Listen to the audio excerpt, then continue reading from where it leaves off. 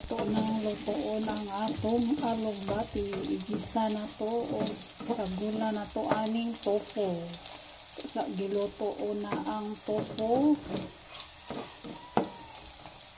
Lami ni siya ang atong ginisang alugbati kay naay sagol nga tofu.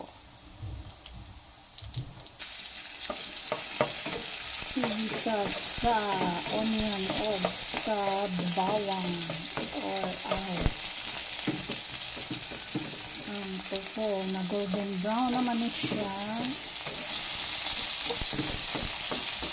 So, at ibutang ang atong alugbati. Ibutang ang alugbati.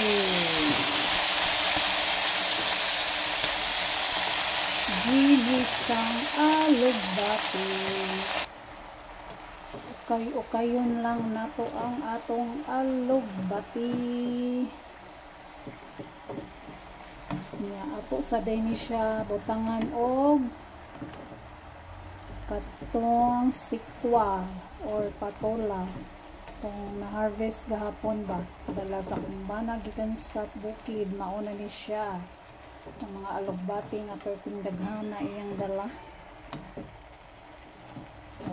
Mauna ni siya. O ang atong sikwa or patola. Samot na ni og kalami. Naapay siya'y tofu. Naapay siya'y patola. Yan, healthy gulay. Masustansyang gulay. Meron ang among pamahaw. O syempre ang atong oyster sauce.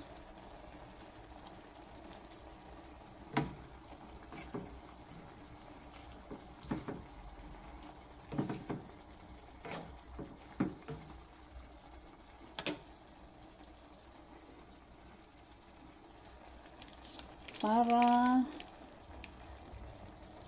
ayan, luto na. Let's eat.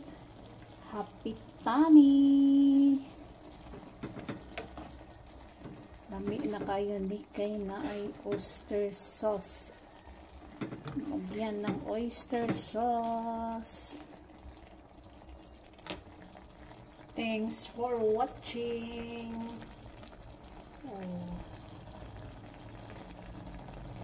Tofu na may alugbati at sikwa or patola.